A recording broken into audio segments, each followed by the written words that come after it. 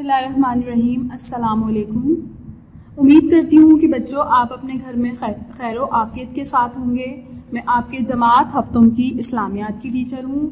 आज जो हम अपना सबक पढ़ने के लिए जा रहे हैं वो हमारा मंथ ऑफ अगस्त का सबक, सबसे पहला सबक है ग़ज़वा तबूक। आइए हम सबक की तरफ बढ़ते हैं। जैसे कि बच्चों आपको मालूम है कि ग़ज़वा उस जंग को कहा जाता है जिसमें हुजूर पाक सल्लल्लाहु अलैहि वसल्लम ने शिरकत की हो और उसमें अल्लाह ताला ने अपने मौज़ात दिखाए हों, अपनी रहमत का नज़ूल भी फरमाया हो, जैसे कि ग़ज़वा तबूक में बारिश का बरसना। तो आइए बच्चों हम अपने सबक की तरफ बढ़ते हैं। ग़ज़वा तबूक सफ़ा नंबर 41 निकालिए। सबसे पहले हम इस सबक की रीडिंग करते हैं। तारुफ बताती हूँ मैं आपको ग़ज़वा तबूक का। इस्लाम के खिलाफ रूमियों की साजिश को कुचलने के लिए नबी अकरम सल्लल्लाहु अलैहि वसल्लम ने अपने साथियों के हमरा मदीना मुनव्वरा से 7 किलोमीटर दूर तबूक के मुकाम पर पड़ाव किया। रूमी मुसलमानों की ताकत देखकर लड़ने के लिए सामने न आए और मुसलमान बगैर लड़े मदीना वापस आ गए। इस जंग को ग़ज़वा तबूक कहा जाता है। अब इसके पस मंजर की तरफ आ जाते हैं हम कि इसके पीछे क्या पस मंजर था।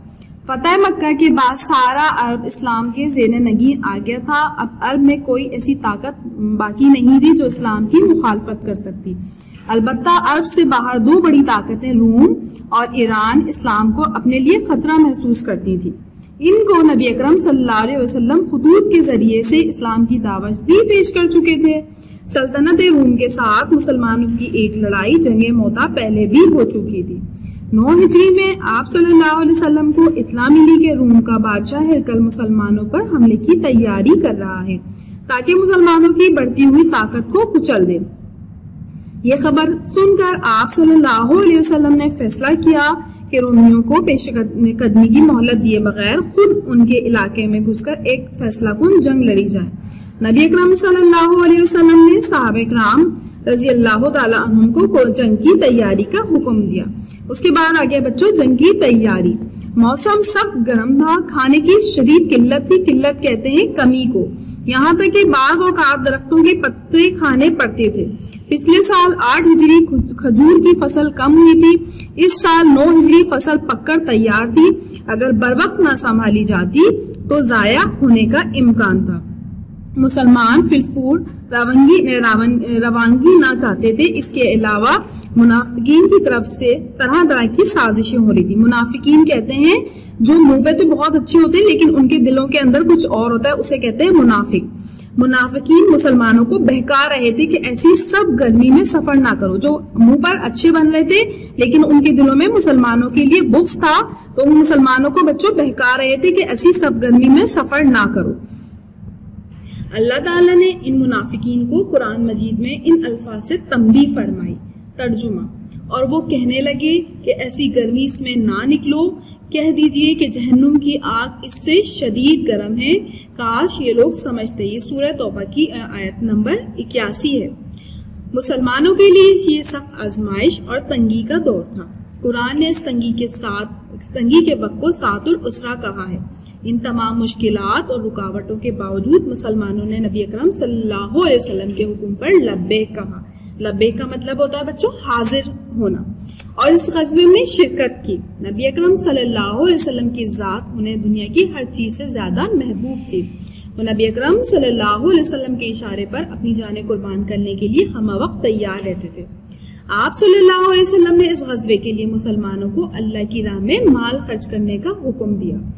तंगी के बावजूद हर सहाबी की ख्वाहिश ये थी कि वो बढ़ चढ़कर अपना माल अपने प्यारे नबी सल्लल्लाहु अलैहि वसल्लम की खिदमत में पेश करे। मुसलमानों की न सिर्फ इस ग़ज़वे में खुद हिस्सा लिया बल्कि माली एसार की ऐसी मिसाल कायम की जो तारीख में हमेशा याद रखी जाएगी। हज़रत अबू बकर सिद्दीक़ रज़ियल्लाहु ताला अन्हु ने अपने घर का सारा माल नबी अकरम सल्लल्लाहु अलैहि वसल्लम की खिदमत अक़दस में पेश किया और घर वालों के लिए अल्लाह के रसूल के सिवा कुछ बाकी ना छोड़ा। हजरत उमर फारूक रज़ियल्लाहु ताला अन्हु ने अपना निस्फ माल पेश किया, मतलब आधा माल पेश किया। हजरत उस्मान गनी रज़ियल्लाहु ताला अन्हु ने 900 ऊंट, 100 घोड़े और 1000 दिनार पेश किए। हजरत आसिम बिन अदी रजी अल्लाह ताला अन्हु ने 13,000 किलो खजूर आपकी खिदमत में पेश की।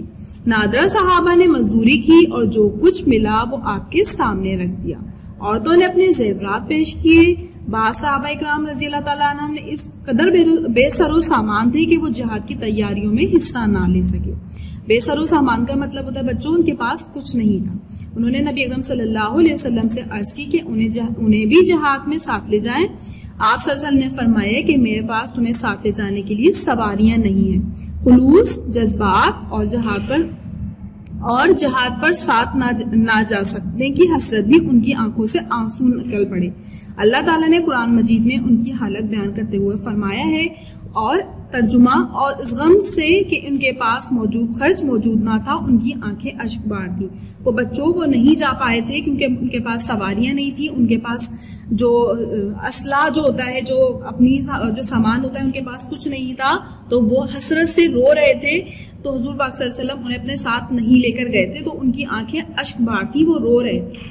इस्लामी लश्कर की रवानगी, नबी अकरम सल्लल्लाहु अलैहि वसल्लम ने अपना सारा माल अपने लश्कर में तकसीम किया। जब तैयारियां मुकम्मल हो गई तो आप सल्लल्लाहु अलैहि वसल्लम 30,000 का लश्कर लेकर तबूक की तरफ रवाना हुए।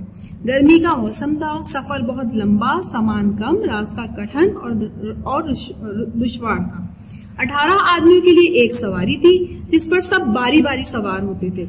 मतलब 18 आदमी जो थे उनके लिए एक सवारी थी, एक जो सवार था जो बैठता था उसके बाद फिर बारी बारी वो सवार होते थे ताकि सब अपनी ज्यादा मुश्किल में ना पड़े। नबी अकरम सल्लल्लाहु अलैहि वसल्लम ने सनियादुल फिदा के मुकाम पर फौजी दस्तों को तरतीब दिया। कमांडर और अलम बरदार मुकर्रर फरमाए। अलम कहते हैं बच्चों झंडे को। सबसे बड़ा अलम हजरत अबू बकर सिद्दीक रजी अल्लाह ताला अन्हा को दिया। इस्लामी लश्कर मुकाम पर हिजर पर पहुंचा तो शदीद गर्मी, प्यास और थकावट से बुरा हाल था। नबी अकरम सल्लल्लाहु अलैहि वसल्लम ने अल्लाह ताला से दुआ मांगी और बाराने रहमत का नजूल हुआ। मतलब बाराने रहमत कहते हैं बारिश को, नजूल का मतलब होता है होना या नाजिल होना। इस्लामी लश्कर ने पानी पिया, अपने जानवरों को भी पिलाया और मजीद इस्तेमाल के लिए महफूज भी कर लिया। तबूक पहुंचकर नबी अकरम सल्लल्लाहु अलैहि वसल्लम ने निहायत जामे खुतबा दिया। आप सल्लल्लाहु अलैहि वसल्लम ने मुसलमानों को दुनिया और आखिरत की भलाई की तरफ राग़िब किया। मतलब राग़िब का होता है अपनी तरफ बुलाया, उन्हें अल्लाह के अजाब से डराया और उसकी तरफ से इनामात की खुशखबरी सुनाई। इस तरह मुसलमानों का जोश उरूज पर पहुंच गया।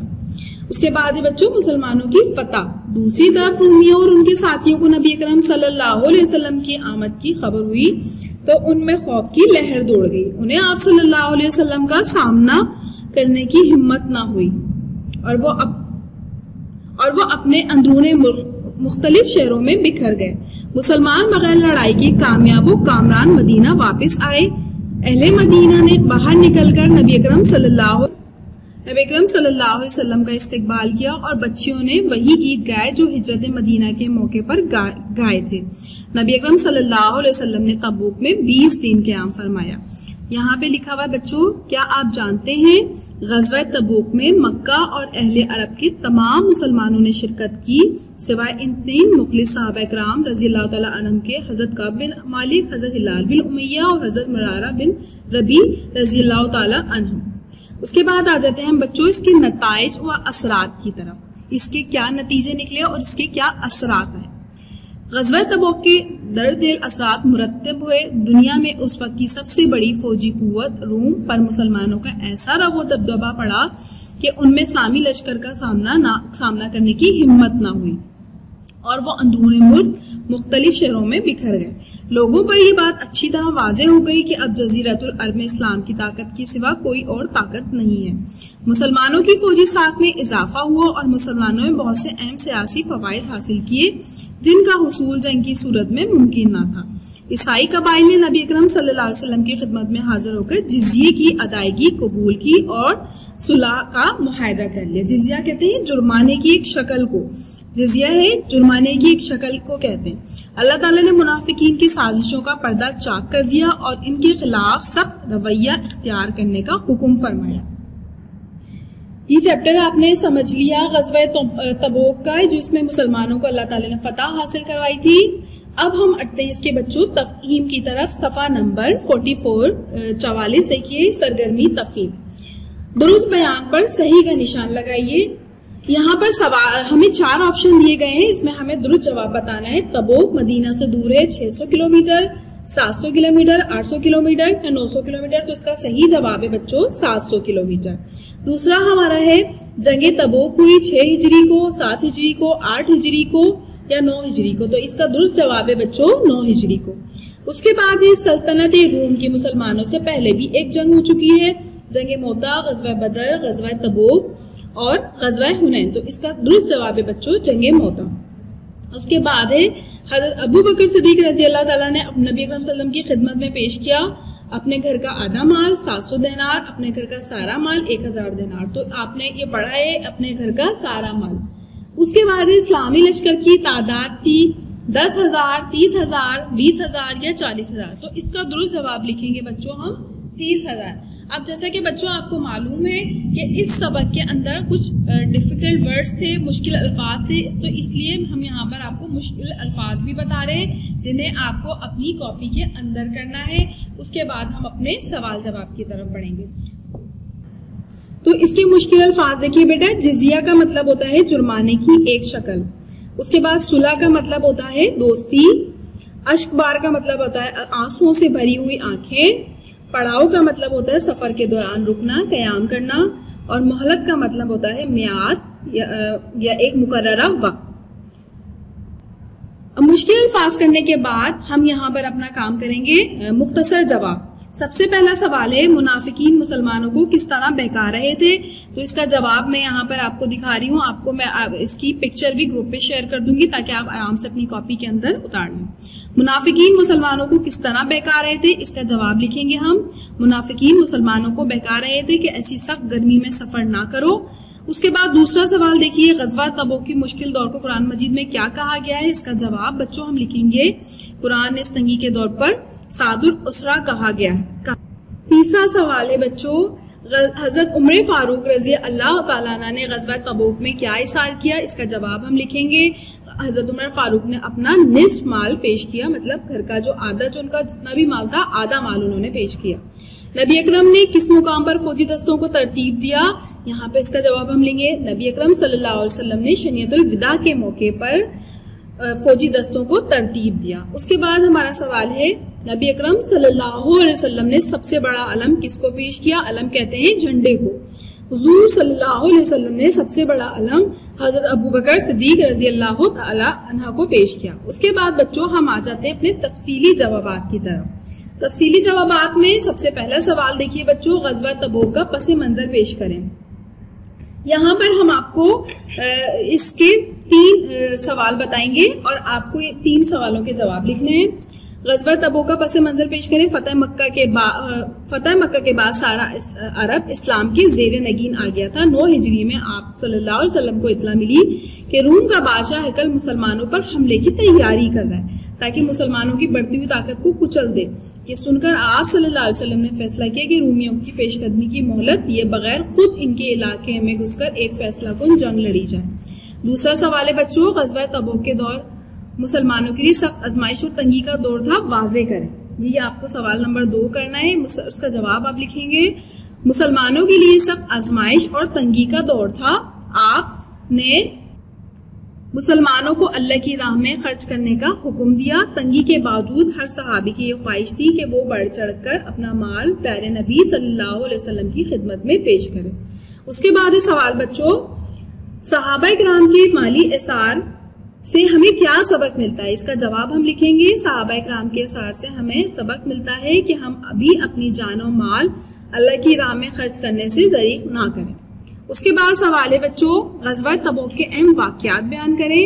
तो यहाँ पर हम लिखेंगे इस्लामी लश्कर मुकाम हिजर पर पहुंचा तो शदीद गर्मी, प्यास और थकावट से बुरा हाल था। नबी अकरम सल्लल्लाहु अलैहि वसल्लम ने अल्लाह ताला से दुआ मांगी और बाराने रहमत का नज़ूल हुआ, मतलब कि बारिश हुई। इस्लामी लश्कर ने पानी पिया और अपने जानवरों को भी पिलाया और मजीद इस्तेमाल के लिए महफूज कर लिया। उसके बाद सवाल है ग़ज़वा तबूक में मुसलमानों की शानदार फतह का इर्द गिर्द के इलाकों पर क्या असर हुआ। इसका जवाब हम लिखेंगे रूमियों और उनके साथियों को नबी अकरम सल्लल्लाहु अलैहि वसल्लम की आमद की खबर हुई तो अहले मदीना ने बाहर निकलकर नबी अकरम सल्लल्लाहु अलैहि वसल्लम का इस्तकबाल किया और बच्चों ने वही गीत गाए जो हिजरत मदीना के मौके पर गाए थे। मुसलमानों की फौजी साख में भी इजाफा हुआ और मुसलमानों ने बहुत अहम सियासी फवायद हासिल किए जिनका हुसूल जंग की सूरत में नामुमकिन था।